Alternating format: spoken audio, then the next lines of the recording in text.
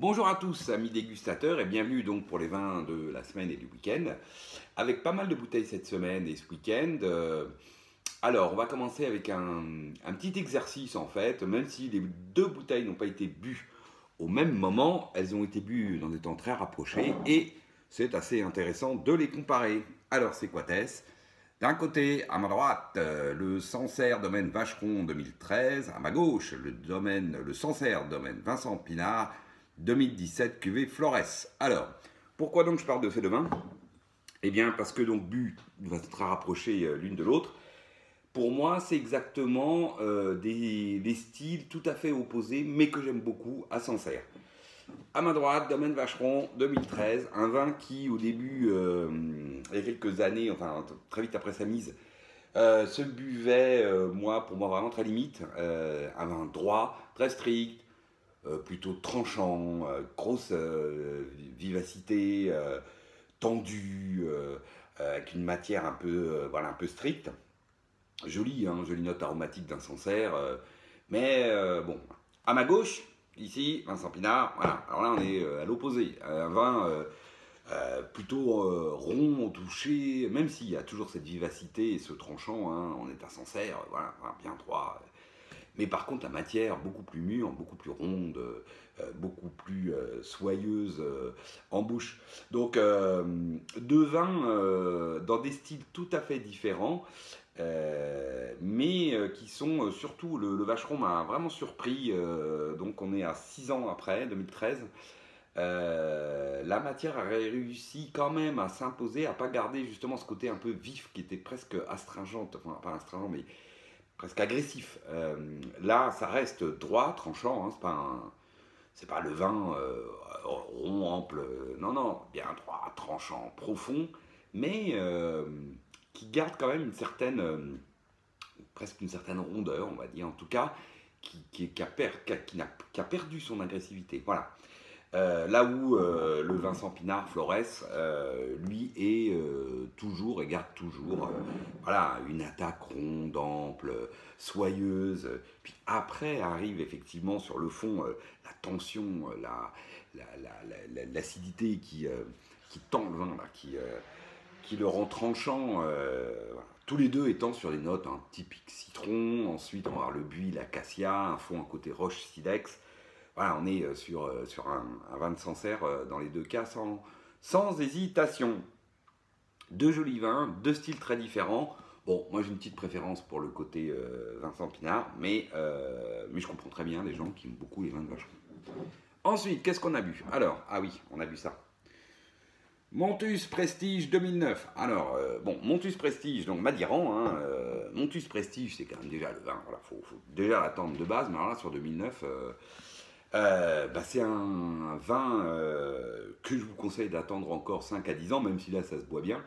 Mais voilà, on est tout de suite sur un nez balsamique, cacao, voilà, un petit peu d'alcool, hein, on le ressent quand même, une grosse bouche. Alors, beaucoup de concentration, beaucoup d'épaules, même si le tanin est fin et précis. Donc ça, c'est très agréable.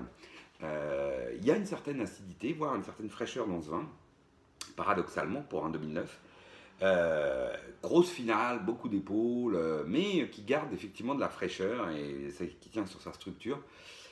Sur le côté balsamique, cassis presque confit, petite note alcooleuse, mais très jolie. À mon avis, à attendre encore une bonne, allez, 5 à 10 ans, que le vin s'assagisse et s'harmonise encore, et puis se complexifie un peu d'un point de vue aromatique.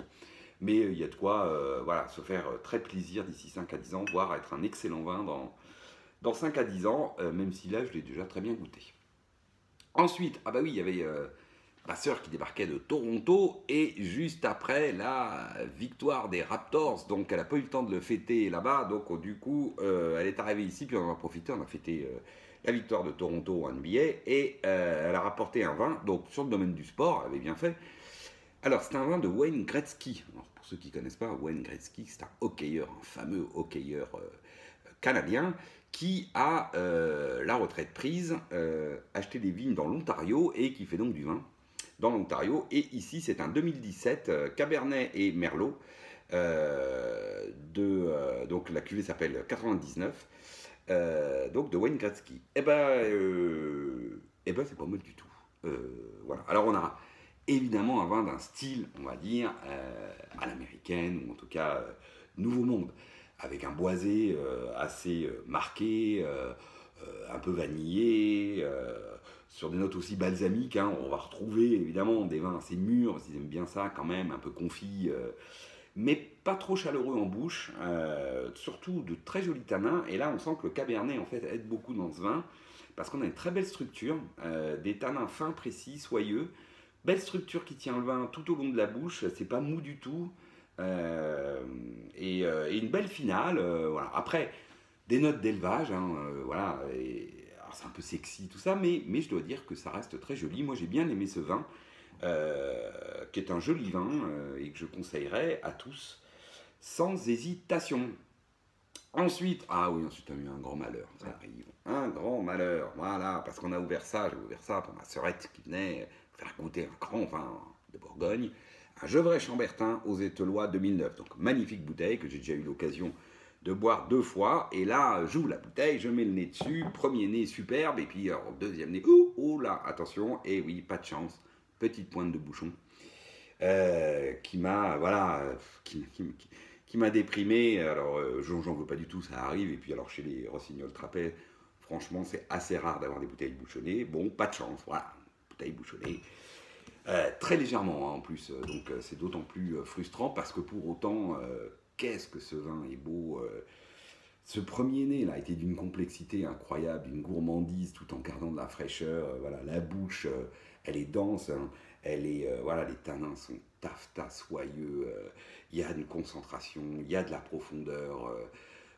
On est vraiment à la limite du grand cru, alors que c'est qu'un simple village, si ce n'est que c'est quand même aux Ételois, un terroir un peu en dents, comme ça, en triangle, qui est juste entre les Charmes Chambertin, les Griottes Chambertin, au niveau de la séparation entre le Chambertin et le Côte d'Bèze. Voilà. Donc on voit bien qu'il est magnifiquement situé, ce village, hein, cette petite parcelle là, qui exploite Rossignol-Trapet. Et là, sur un millésime comme 2009, on a un vin d'une énorme qualité.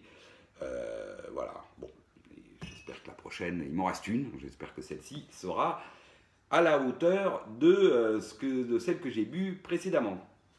Donc ensuite, du coup, j'étais ouvrir une autre bouteille. Alors, hop, j'ai sorti ça, monsieur, quitte à faire dans les grandes bouteilles. Hein, allons-y. Alors, un Chambol Musigny, Les Amoureuses du domaine Amiot-Cervelle, mais 2008 cette fois. Bon, bah là, c'est 2008. Hein, comme je vous l'ai déjà dit, c'est pas forcément le millésime le plus génial de la Bourgogne.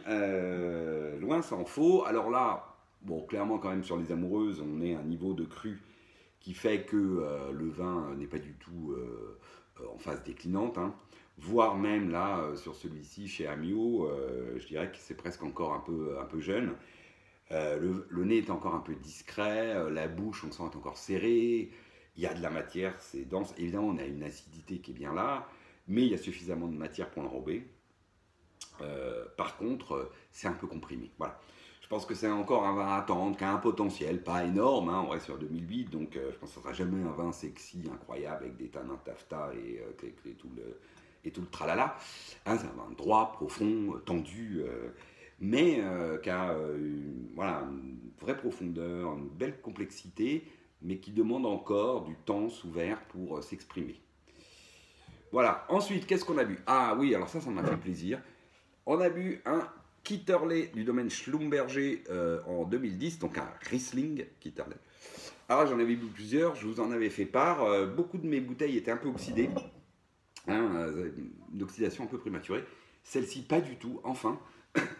Après 2 bouteilles très limites, dont une que je n'ai même pas bu, celle-ci par contre est magnifique, pas une once d'oxydation. Et là on retrouve le très beau Kitterlé tel que je l'avais déjà bu. Qu'un bonnet de Reine-Claude, de Mirabelle, des notes, miel, fleur d'oranger, un fond légèrement pétrolant, terpénique, là, très très joli, très élégant, belle bouche, fine, délicate. Kitterlé, hein, c'est un terroir un peu de sable, très pentu, et c'est pas un terroir qui donne des vins avec des épaules très puissants, etc. Non, vin plutôt délicat, aérien, ce qui est absolument le cas de ce vin-là. Mais cette finesse et ce côté aérien délicat est très joli. Et puis, aromatiquement, c'est superbe. Mirabelle, Reine-Claude, le côté agrumes, fleurs d'oranger, le fond légèrement tourbé, pétrole. Hein, dans les whiskies, on dirait que c'est proche des Islay, hein, ce côté un peu tourbé qu'on retrouve dans les whiskies de type Islay. Euh, voilà, très joli vin, beaucoup de plaisir. Et puis pour finir, on a ouvert un grand classique de la maison, un Marsanais du domaine Barthes, Clos du Roi 2016. Donc j'en ai dégusté récemment et vous avez fait le commentaire. Sur ce deuxième 2016, on retrouve le même vin que le premier.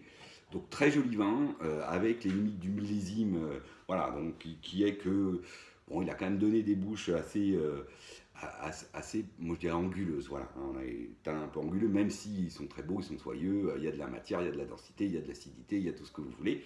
Tout ça est très bien. Mais bon, voilà, c'est un millésime dans lequel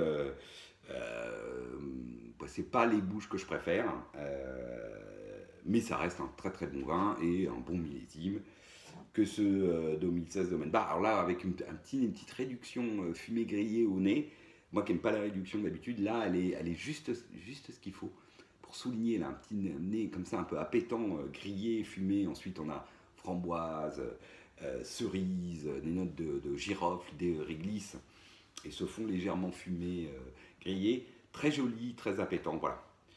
Une très jolie semaine, et puis c'est pas fini, on va avoir plein d'autres choses qui vont arriver d'ici la fin du mois de juin. Et donc, je souhaite à tous d'excellentes semaines hein, qui arrivent, et je vous dis à bientôt pour d'autres super dégustations qui arrivent. Ciao!